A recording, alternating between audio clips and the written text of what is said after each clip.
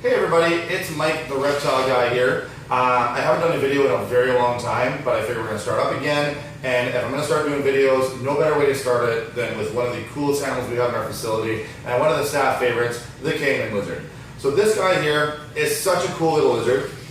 Caiman lizards come from South America. Oh, you see the snails.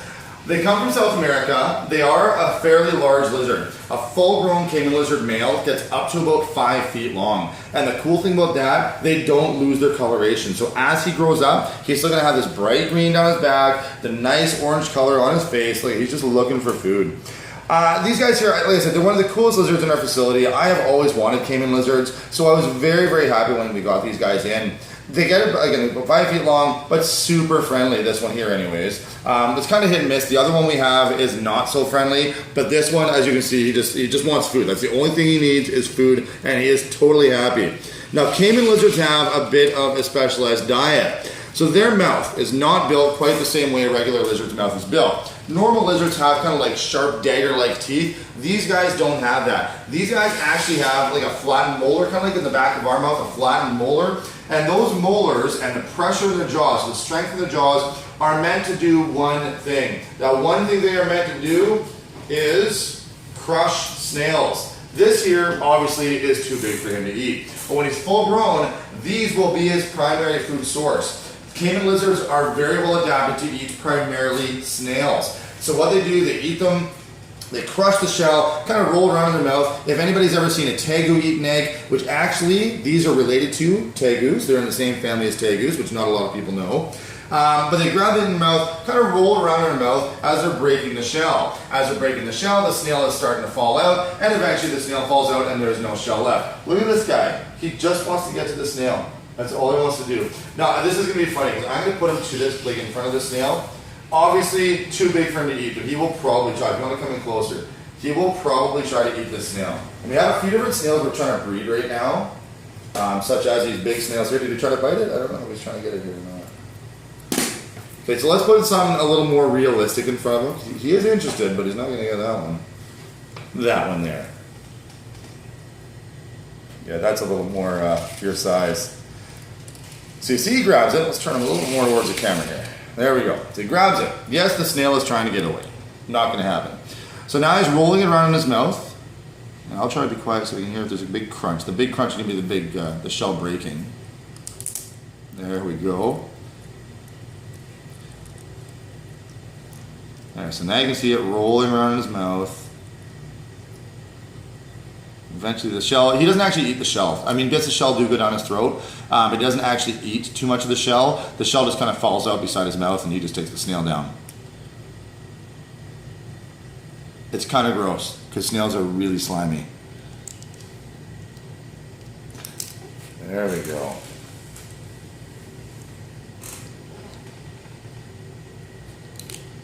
Now in a minute, we're going to show you guys another Caiman lizard that actually just came in. We got it 2 days ago, and it is very, very small compared to this one. We are not sure if it's going to live or not. We wanted to show you the healthy one first because it's such an amazing animal. So we're doing everything we can for the next one we're going to show you, but it's very, very thin. And as soon as he's done eating, we'll put him down and get the other one out. And this is poorly planned because I actually didn't bring a container in to put this guy in when he's done eating. So we'll put him on the floor and he can kind of roam around our birthday room. Speaking of birthday room, if you guys don't know what we do, we actually have an education center in Mission, British Columbia. So it's about 4,000 square feet and it's basically an indoor reptile zoo. So there's a small admission, you pay the admission, you come in, get to see super awesome animals like this guy here. You get to pet and hold them and learn all about them. We're very hands-on because we feel it's a very good way to learn is by actually touching and holding the animals. And then all the money from the admissions from the zoo part funds our rescue to help animals like the one we're working with in the next part of the video. So if anybody wants to come check it out, it is a very cool, very hands-on place, very educational. All right, so we're done watching him eat. So I'm going to put him down. Actually, look really close. Get a nice close-up of the whole thing. Get like zoom down here. Look at that. The reason they're called Caiman lizards is because of their back. Look at the back. It looks just like a little caiman all the way down there. Even their tail looks just like a little crocodilian's tail. And they are semi-aquatic. They spend a lot of time in the water. They love to swim. The other one we have, not as social as this one here, spends about 90% of his time in the water and never comes out. And he also won't eat in front of people, but eventually we'll get him to the point where hopefully he'll eat in front of us, and maybe even as much as this one here. Okay, so he's going for the big apple snail. Okay, let's see. Now that he's in it, let's see if he'll go for the big apple snail again.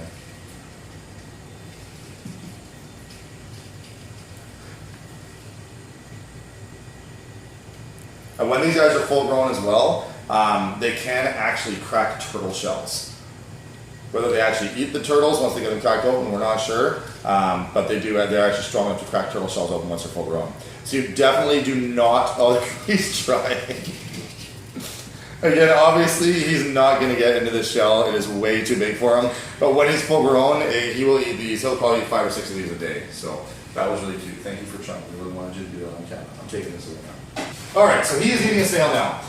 The next one we're going to bring out is a really skinny one. We wanted to bring him out second because we don't want to contaminate the new one with it, or the good one with this one here. So we're going to bring this guy out.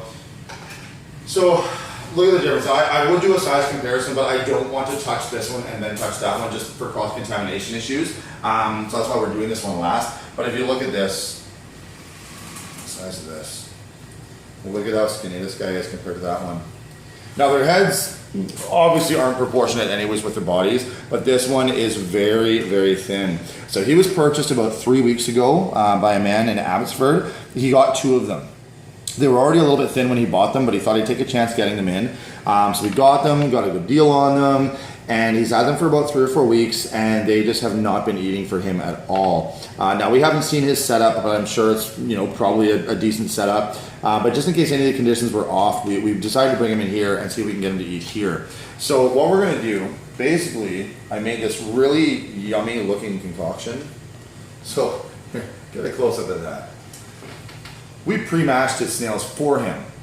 So basically in this bowl, it's a mixture of snails. There's 2 snails in there, mashed up without the shell on them. So the shell's off the snail, we mash them up, mix it in with water and vitamin powder. So we've got a good concoction in there, really healthy bunch there for him.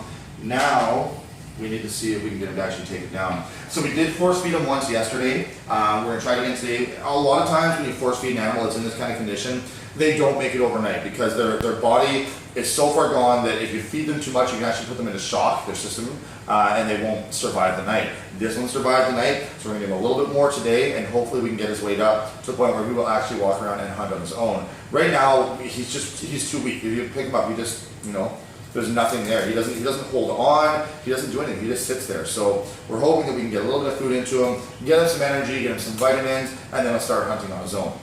So if you want to come in close, we'll see.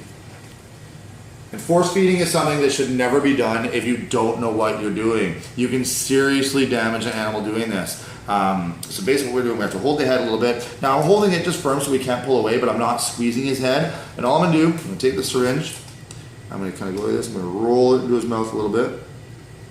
This one's a little tricky because it's a different kind of syringe.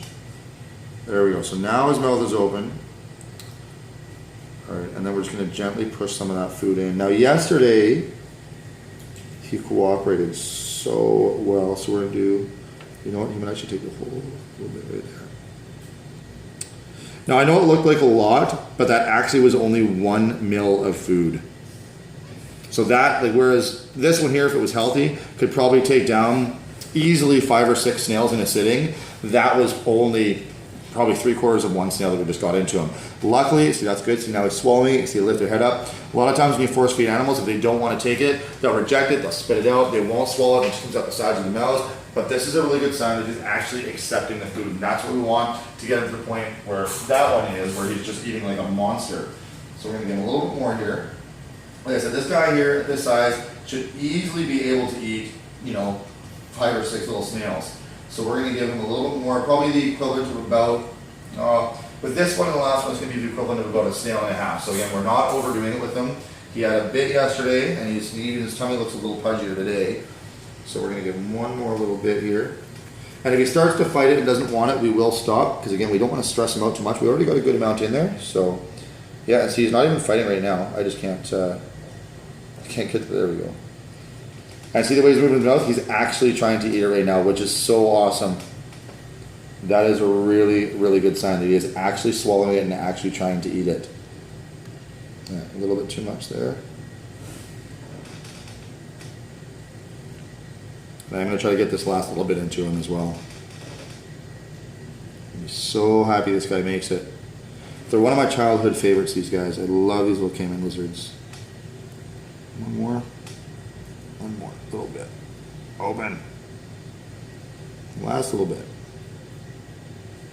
There we go. There. That's all we're going to do for now. So, hopefully this guy makes a good recovery. We're not sure. When we got him in, I gave him about a 20% chance of surviving just because he was so lethargic. I would pick him up, he would just flop around in my hand.